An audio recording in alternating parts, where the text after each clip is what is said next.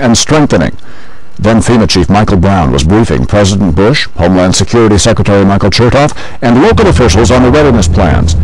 The meeting was recorded and now, 6 months later, obtained exclusively by the Associated Press. The tape shows a clear sense of urgency. My gut tells me, I told you guys, my gut was that this is a bad one and a big one. Everyone within FEMA is actually on call. This is, put it mildly, the big one, I think. The nation's top hurricane experts offer their predictions.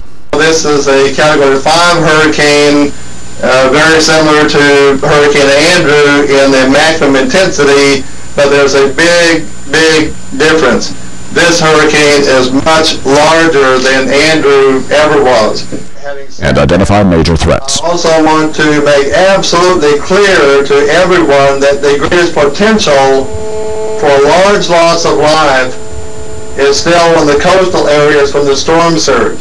Brown also voices concern over the so-called shelter of last resort, the New Orleans Superdome, another fear that would, in time, prove accurate.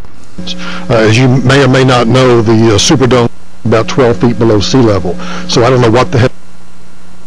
And I also learned about that roof. I don't know whether that roof is designed to withstand a Cat 5 hurricane. So not to be kind of gross here, but I'm concerned about NDMS and medical and DMORT assets and their respond to a catastrophe within a catastrophe. So, President Bush was dialed into that briefing from his ranch in Crawford, Texas, and offers support for the ongoing efforts. I want to assure the folks at the state level that we are fully prepared to not only help you during the storm, but we will move in whatever resources and assets we have at our disposal after the storm to help you deal with the loss of property, and we pray for no loss of life, of course.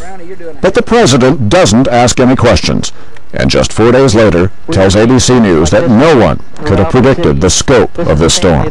There is frustration, but I want people to know there's a lot of help coming.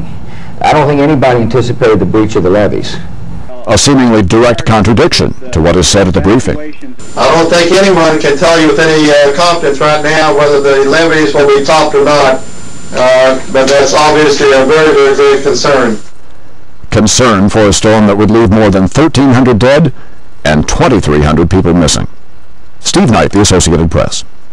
To see more, click in the lower left of your video.